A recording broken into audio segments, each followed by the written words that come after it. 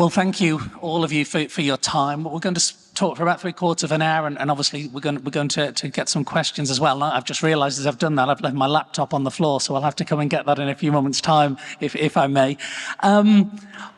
What lessons, Jonathan, if I can start with you, can the Isle of Man learn from other regions or countries that have actually successfully forged fiscal resilience? Well, I think the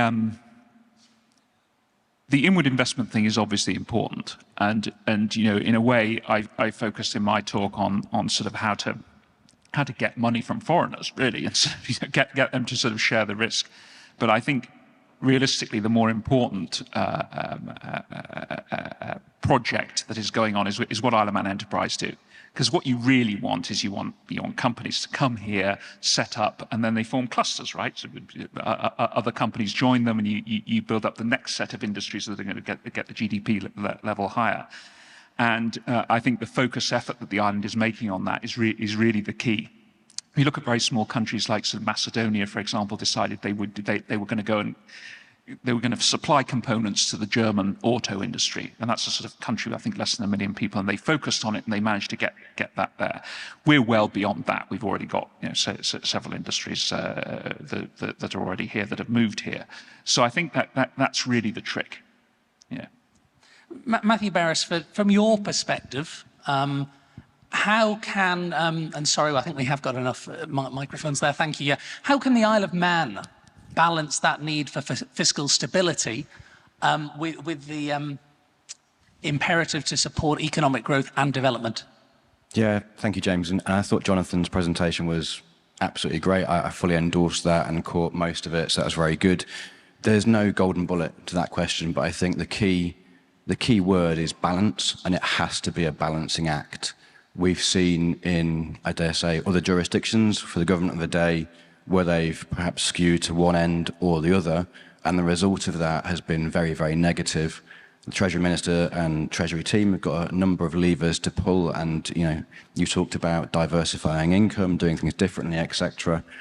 And I would fully agree. I would bring it back to Jonathan's presentation, and I think MDC with housing is a really good example of doing things differently with private financing, and we're starting to see some key deliverables there come through that will benefit the island in the longer term. So there's a number of levers to pull. It's a combination of for the day, but it has to be a balance. Minister, how can when you look at the challenges and opportunities facing us as an island, how can a policy-led approach begin to address them in your view?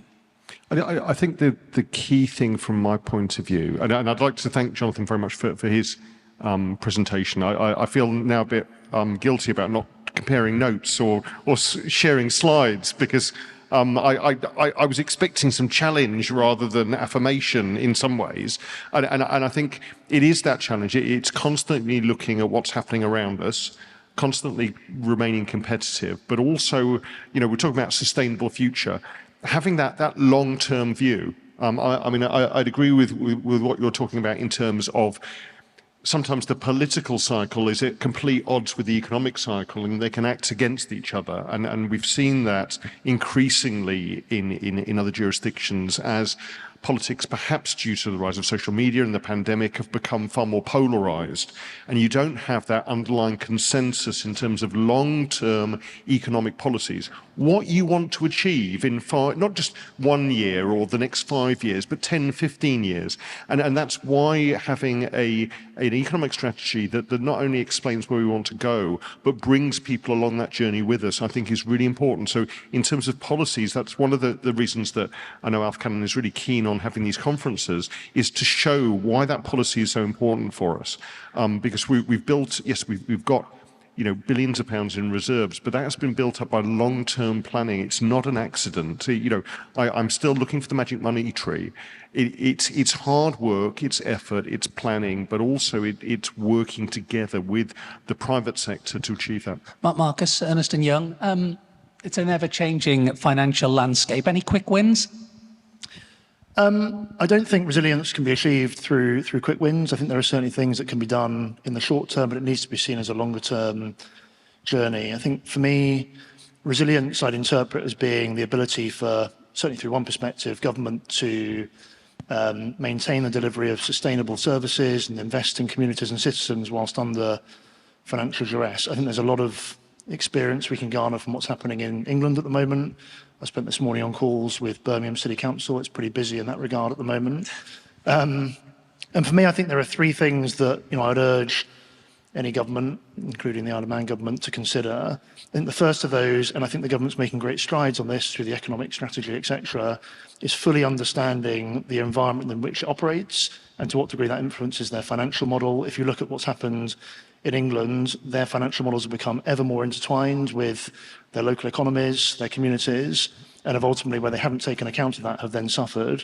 I think the operating model is really important as well. And again, in England, austerity has carved out skills and capacity from government. And actually, if you think about the complexity of the environment in which government has to operate, that sometimes means operating efficiently and with a focus on value for money. It also means investing in skills, systems, etc. And then finally, I think it's about, and this is a quick win, making sure resilience is actually at the top of the agenda for government. And it's not just the responsibility of finance within government, it's the responsibility of every department and also third parties that are engaging in government as well. Can I just build on the second point? And you asked for challenge, so I'm going to ask a question as well, if I may, from the chair. With the capital expenditure projects, I think the chief referenced it yesterday in a Q&A session around we can deliver big projects better. Jonathan, you talked about the importance of those bigger projects as well. And I believe there's been an external advisory group set up and established, which is great to hear. What do you want from that group, Minister, and what will they do? So the interviews this week were happening about the major projects group, and the idea behind this, we've been wrestling in terms of government-funded infrastructure and delivered infrastructure, particularly things like schools and health centres and hospitals. How we can bring in the private sector expertise.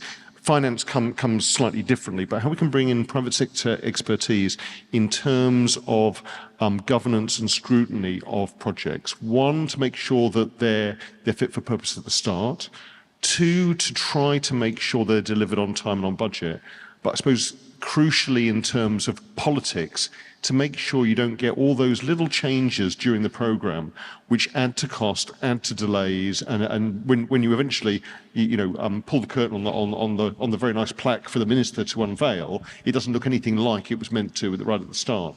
So it's trying to have that external scrutiny to make sure what we said we were going to deliver is delivered. It's working with government, but for the benefit of the outcomes from that project, if that makes any sense. Thank you. Let us open the questions to the public. And the first one I've got here, and I'm going to ask a number of you this. What are the panellists' views on making use of the government's ownership of the steam packet to achieve some of its economic goals? For example, growth of the visitor economy, attraction, retention of residents. I don't know if Jonathan would like to start us with that one. I have to confess, I wimped out. I got the plane. You flew, didn't you? I flew, yeah, when it looked like it was too rough. I think the government's done a superb job on the steam packet. I know that obviously if you're an island resident and you've had to use it all the time and the fares have gone up and all the rest of it, you might have a different perspective. I think the new vessel is really important. The impression that made on people. I was with a group of Swedish shipping owners on a project that we've been working on a couple of weeks ago. They spent the first 10 minutes of the meeting talking about this thing. The seriousness with which the Isle of Man is going to be taken. It makes a big intangible impact. So obviously the fast craft is now going to have to be replaced at some point and so on. But if the government's looking at it as a pure business owner, you want to keep the business, right? The business is doing fine, not sell it or do anything else with it. A good move. Matthew even. Yeah, in business we talk about having beacons, so things that stand out, things that you can point to and things that kind of show the way. And I really think the new ferry is that. I've got my in-laws with me this week, so feel sorry for me if you may, but they came across on the ferry and they were singing its praises. They live in the UK, and when you compare with other jurisdictions, I think, I've lived in another jurisdiction for a number of years. The steam packet absolutely gets you there on time. It is fantastic. It genuinely is. So I think it's really good from a initial impression perspective. Marcus, your views? Yeah, I think more broadly, there was a question that was posed earlier around, how can one balance fiscal resilience with sort of economic growth and vibrancy? And from my perspective, I think that's a good example, but I don't think it is a balance. I think those two things are in lockstep. I mean, I take on board absolutely what the Minister said around ensuring any infrastructure project has to be delivered in a prudent and controlled manner. But often that's a great example of where I think something can build economic vibrancy and at the same time contribute towards the fiscal resilience of the island and the government as well. I think you were not a mere backbencher, but a backbencher when the deal was struck. But obviously, you've taken a closer interest ever since. Well, I am actually the major shareholder from Treasury, and I think that's a fundamental point. The Isle of Man Steam Packet Company was not nationalised. It was purchased. Yeah. And there's a massive difference for that. It was purchased to secure the routes, to secure the quality, the connectivity, and to make money. And that money would then come back to the Isle of Man government, as opposed to Macquarie's and Fonseca, I think, at the time. Now, that means that arm's length ownership of a private company does not necessarily mean cheap fares and giveaways to people on the island. It means that long-term investment in new craft, it means that long-term investment in a beacon and connectivity, and it means long-term return on that investment to the Isle of Man Treasury. I think some people do think, well, the fare, as you say, the fares have gone up. Can't we cut those? The Isle of Man Steam Packet Company's lost money for the last 3 years. Their fuel bill is a bit eye-watering because of sudden hikes in that.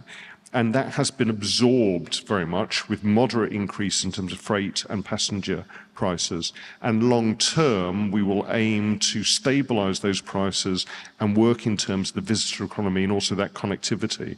But in the same way as we've seen with the airlines, you have a choice between a quality service that arrives on time and a cheap service which may not leave the airport. What we need from the Isle of Man Steam Packet Company is that consistency, quality and connectivity to drive the economy so that people know when they get on the boat it will arrive and know that the service they get will be of an adequate quality and really will advertise when they arrive on the Isle of Man what they're going to expect, in the same way as Turkish Airlines do. If you don't mind me adding, I think that's a really fine example of where you're demonstrating the evolution of the responsibilities of government and where you need to ensure you have the right skills in place. You've referenced the fact actually government is acting there as a material shareholder. And actually, again, if you look at lessons learned in England, where authorities are attempting to diversify the investments they're making, but don't actually recognise the fact then a key responsibility for them is to be a shareholder for businesses that, in the case of local authorities in England, they have no experience in running at all. And that was ultimately the downfall of places like Woking, where ultimately, they were described as being a property investment company doing a bit of local authority work on the side, and you need to ensure you've got the right skills in place to be able to deliver those roles effectively. Thank you for that question. Let us change tack now. I want to ask you, are there any plans to bring auto-enrolment workplace pensions to the Isle of Man? I'll stay with you, Minister, obviously. Yes, I mean, pre-pandemic, which is not, I'm not going to use that as an excuse, but pre-pandemic, the Department for Enterprise looked at a whole range of changes in workforce and labour legislation across. And again, they are our main competitor, and we have to be better than them. And workplace pensions are seen as a very important aspect, both of shifting some of the governance and responsibility for long-term planning for retirement from government onto employees and employers. Now, it has been brought in the UK. Initially, there were some concerns about the overall cost, but as a package in terms of recruitment and retention, it works quite well. We had those original plans with both the pandemic and then the increased cost of living and cost of business, that some of that introduction has been stalled and that consultation has been stalled. But if we are going to compete with the UK, and also if we are going to shift some of the long-term responsibility from government onto individuals in the private sector, then I think workplace pensions are something that we should be considering and should be bringing in. They do, however, need to be managed quite carefully in terms of the long-term costs for individual businesses, and we need to retain that competitiveness in terms of our economy. Jonathan, how do we encourage people to the island who will drive income tax? Drive. I think there's obviously limits to what the island can do, right? I mean, we can't change our geography, for example. But I do think that that timing is everything. You know, the world's changed. If you'd actively promoted to the sort of 25 to 40-year-old demographic that we really want to come and work and pay taxes and live here, if you'd promoted living in a relatively remote rural location, however beautiful it is, right?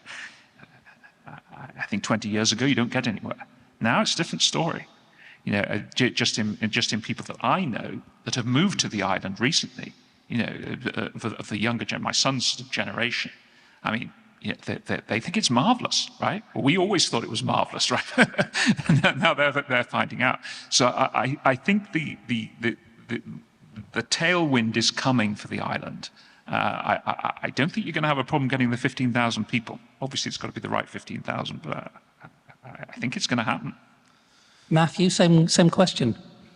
Yeah, and I'll talk as someone that's been here just over a year, so one year in September last year. So our view as a family was that the Isle of Man exceeded our expectations upon arrival and continues to do so. So there's clearly a question around perhaps how it's marketed and how it's perceived elsewhere in other jurisdictions that I think, you know, is improving but can be improved further. This family of 4, 2 young children, infrastructure is critically important.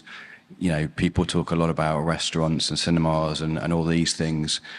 It's not horrendous, but there is certainly an opportunity to improve as well. So I think, Jonathan, you alluded to education being important with a 10-year-old and a 6-year-old. For me, one of the biggest considerations was around what's the education on the island like? What do my children get from that? And as a family, where do we go out and how can we enjoy life? The safety element is, you know, unparalleled for a young family. There are lots and lots of pros. The outside space compared to other jurisdictions, again, is unparalleled. So lots of benefits, but I think perhaps marketing can be improved, and I think the infrastructure needs a tweak.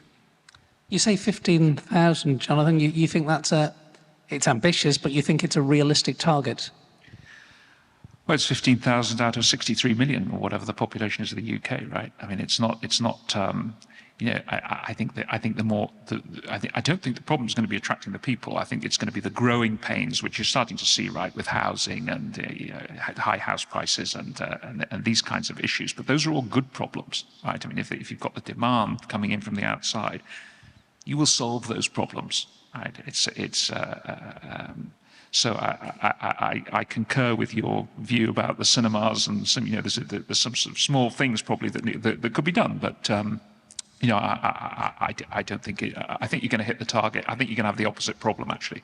You have too many people. I mean, one of the issues that certainly we had when we were writing the economic strategy was the scale of the Isle of Man, and you need to get up to that critical mass sometimes to attract a multiplex cinema, a Nando's, a Pizza Hut, you know, Pizza Express. Those sort of people, they'll look at the demographics and say, look, if you've got 85,000 people, it's not worth me investing. But if you've got 100,000 people, actually that ticks the box. Suddenly we'll start getting more inward investment. And we've seen, traditionally, I mean, Jonathan, you were talking about the collapse of the tourism industry. That I think was a real low point in terms of the hospitality sector on the Isle of Man, which went because they were very much into mass tourism. We've developed an awful lot from there. But if we can grow the active working population here, actually the knock-on benefits for everyone who's here already become very, very apparent. So how do we attract entrepreneurs? I think part of it is marketing to get us back on the radar, and I think the Isle of Man has always been trying to keep its head down because traditionally we have been attacked, we have been pointed out as a tax haven, we have had constantly ongoing threats of blacklisting and these sort of things, and are at the whims of some of our bigger neighbours. So part of it is that. Part of it is actually creating the right environment physically and fiscally.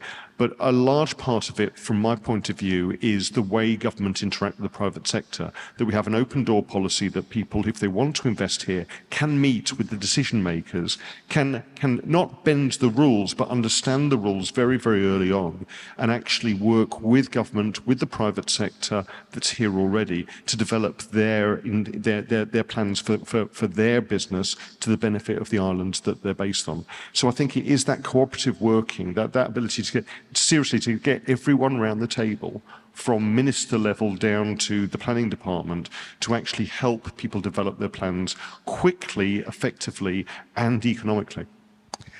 Thank you. Just want to ask this to you, Jonathan. Actually, it's from left field slightly.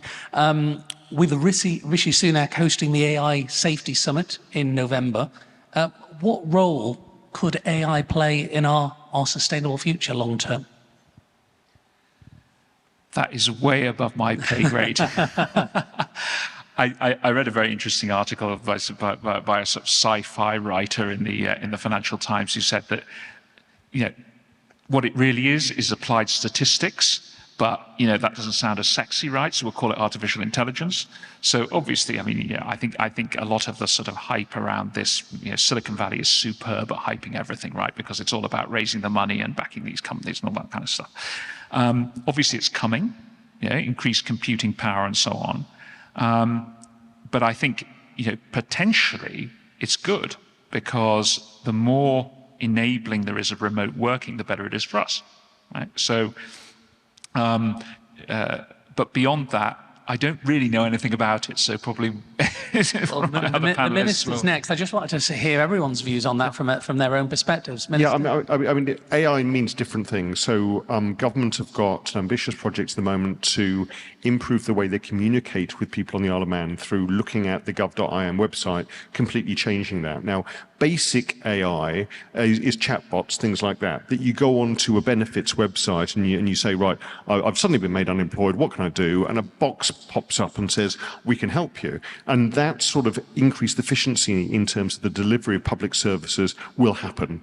Now, generative AI, which is something that people get worried about, is when AI expands itself. And I think there is an opportunity there for the Isle of Man to look at the regulatory regime around that, things like the insurance of that. If the computer program that looks at your chest x-ray and automatically generates a report gets it wrong, who do you sue? Do you sue the doctor? Do you sue the programmer? Or do you sue the marketer of that software? And so that there's some really interesting things looking at liability, governance of AI, which I think from a small jurisdiction which has actually excelled in terms of independent regulation, we could actually work quite closely with industry to see if there is a niche market there to carve out. And that's part of the KPMG and their data economy work, looking forward to see how we could capitalise on that and use the expertise we got on the island to actually reach far further and actually bring some capital return to our economy. Matthew? Yeah, I think I don't profess to know a lot about AI, but I think it's extremely exciting. And I think it has, we're scratching the surface at the minute. I think the question was around the link between AI and sustainability. So AI will undoubtedly have a positive impact on sustainability. And I'll give you one example. AI will create efficiency. I learned quite recently, blew my mind, that actually sending an email creates a carbon footprint. It creates a carbon emission. Not necessarily because of the email itself, but because of the storage facility that the email is kept in, et cetera, the data behind it. So AI will reduce email traffic, it will reduce things like that. That's one very small example of how AI will help with the sustainability aspect of it. So I think undoubtedly. I think I build on the Minister's point around a focus on efficiency in government as well. And I made the point in my opening gambit around the need for government to focus on an operating model that has efficiency at its core. When we've referenced the proposal for 15,000 more people on the island. That's going to apply additional pressure onto government services. And so I think anything the government can do to ensure its back office and supporting services are operating as efficiently as possible, and AI can undoubtedly be a productivity gain in that regard, can help then accommodate the additional demand that we placed upon the government services. So I think it's a good thing to hear the government's embracing those sort of innovations. There's a few questions here on housing, which I'm actually going to hold back until some of this afternoon's sessions. But I do want to ask this to you, Minister, again, changing tack completely now. How concerned should we be that the current challenges facing Manx Care, facing the NHS, may be deterring young families and professionals from relocating here, and indeed may make some residents think twice about remaining here? We should be very concerned, because the whole idea of government is to invest in the people, invest in the infrastructure to provide those services. There is a complete package, and you know, as a recent joiner of our community and welcome, have articulated that. When I came over 20 years ago, the first thing I did was look at the schools, because I had young kids. Then thought about healthcare, but I was working in that, so I had a bit of an insider's view, and it's that whole package. And talking to people wherever they are in the world, they are looking often for the same things. It's that security, that safety, that opportunity, and those, therefore, the choices that gives both them and their family. And so investing in health and education and providing the right outcomes is incredibly important. Now, we need to be absolutely certain when we're looking at our healthcare system that we've got the right perspective on it. There are serious problems with funding and performance and delivery, but there are in every healthcare system around the world.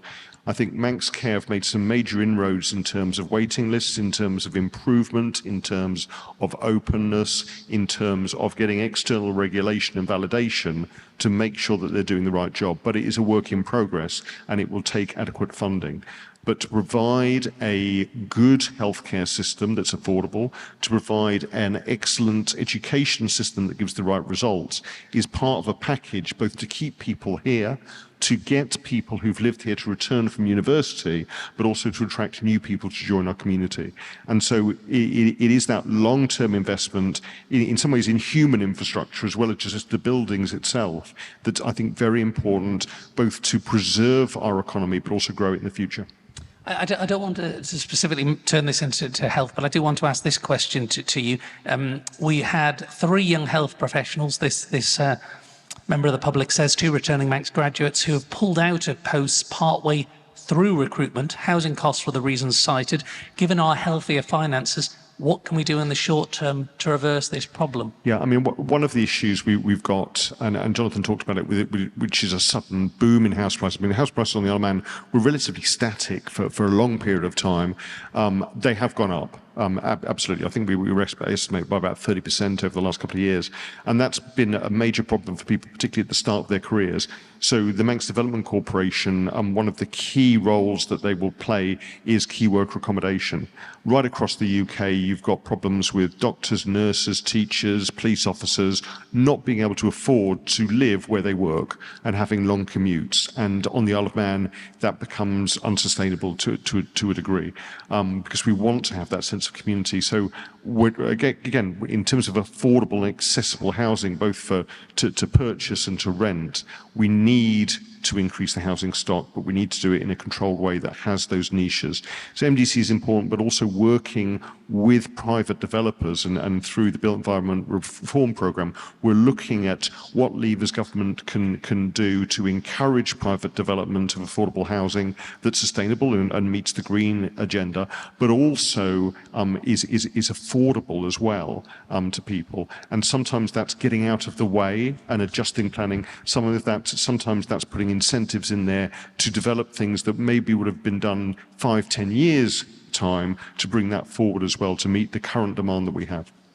Matthew, the same question, if I may. Yeah, and I'll just build on I know we don't want to talk too much about housing, but just on a few of the housing aspects of that answer, I think, as well. So Social housing is an issue. It's a broader issue than the Isle of Man. I think across the UK, there's a call for over 1 million new social homes being built. There's a conversation ongoing at the minute around housing associations and social housing and how that's done in the island. There's some very good examples to copy and some good conversations ongoing that will build a platform in that respect. I think there's also innovation around green mortgages, green homes, EPC ratings, etc. as well. And I think from a banking sector point of view, there is an understanding around that gap and the gulf for a first-time buyer now to get onto the ladder. So I know that there are some providers looking at first-time buyer type mortgages as well, which hopefully next year there'll be more news on. I just want to ask to see, we have got a colleague with a roving mic. Are there anybody who wants to ask a question from the floor? Please just raise your hand and we'll get to you as we approach the final few minutes of the session. There is a gentleman just towards there. If we can bring the microphone to him. Yes, thank you, sir. Thank you. My name is Keith Carouche. I've been a chartered surveyor and estate agent since 1970.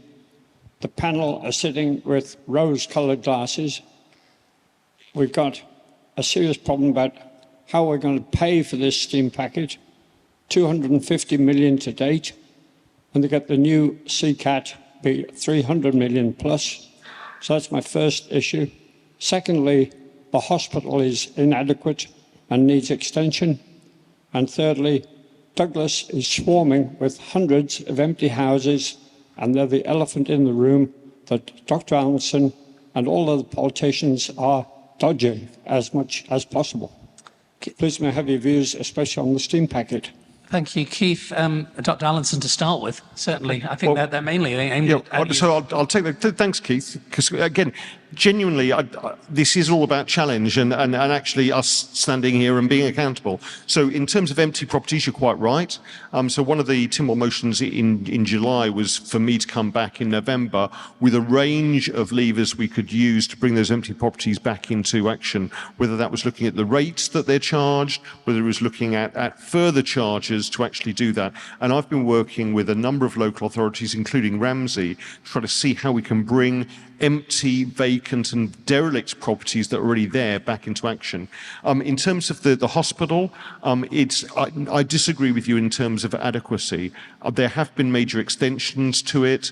There's been major extensions to the hospice. There's been a degree of work there. One of the key factors of the hospital isn't the building itself, it's the staff there.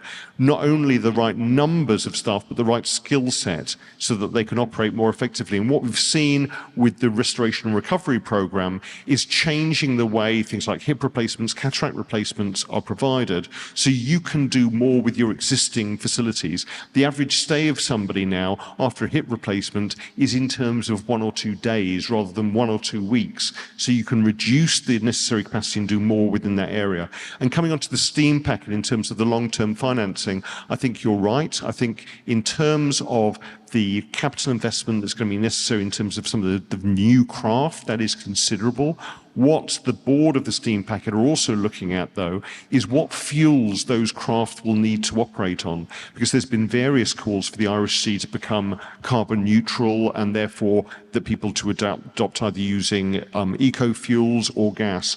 And so they, as a board of a private company owned by the government at arm's length, are looking into what would be the best option for the long-term sustainability of those routes and the best option in terms of going into our key ports, which remain Heysham, Liverpool, Dublin and Belfast.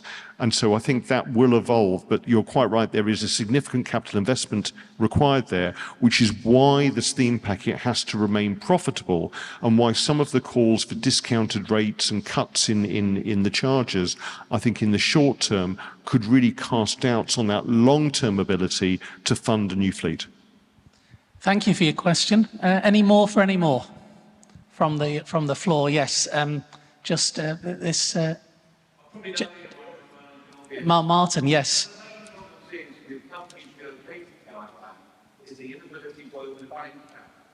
What is the government and the private sector doing to rectify that problem? I don't know whether I should start with Matthew or the Minister. You can both have a go. Thank you for your question. So we'll start with me. So one of the things that the government have been doing is working quite closely with the banking and finance sector, also working quite closely with the FSA to see where there are issues, where there are barriers, and how, if there are barriers, how we can deal with those.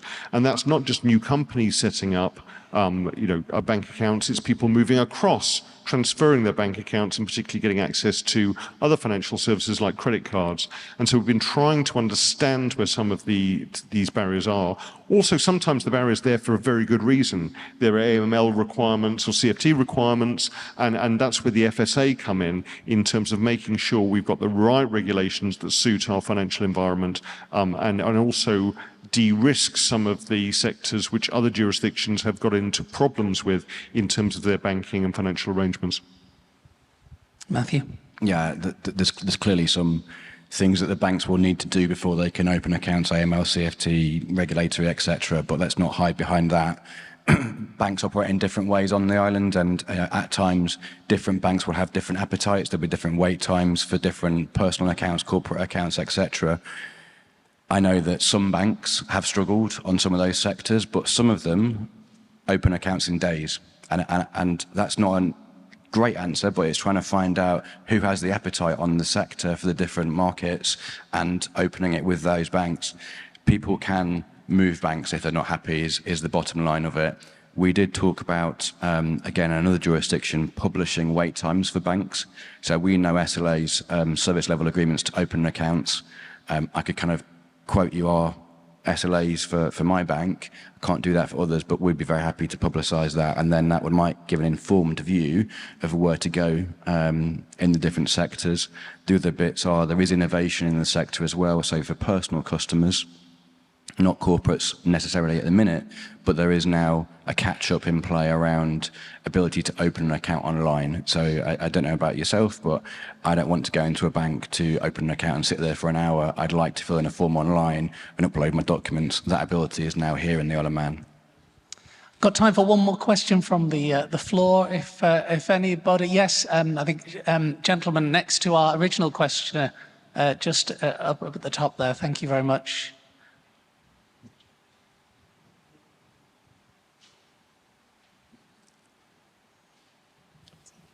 Thank you, sir. Thank you, James. Shane McGee, also chartered surveyor, estate agent.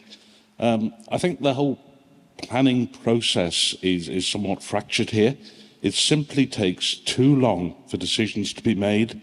It's holding up private investment. It's preventing entrepreneurs investing money and projects going ahead on the island. That is a comment. Do you wish to discuss? I think that's the experience of some people. I'd like to think it's not the experience of everyone. One of the things that the Department for Enterprise have been trying to do through the agency model, and I encourage you to go and have a chat with their finance agency who are doing a presentation, is work with business to understand these, to get feedback from people who are using those businesses in terms of private individuals, in terms of companies, then to have direct liaison with the banking and finance sector, direct liaison with some of the regulators to try to sort this out. Again, as I was saying earlier on, one of the advantages of the Isle of Man is you can get everyone around the table. So I'd really recommend that you go to some of the agencies, their presentations, because that model is an ideal way of trying to identify where the blockers are and then deal with them relatively quickly.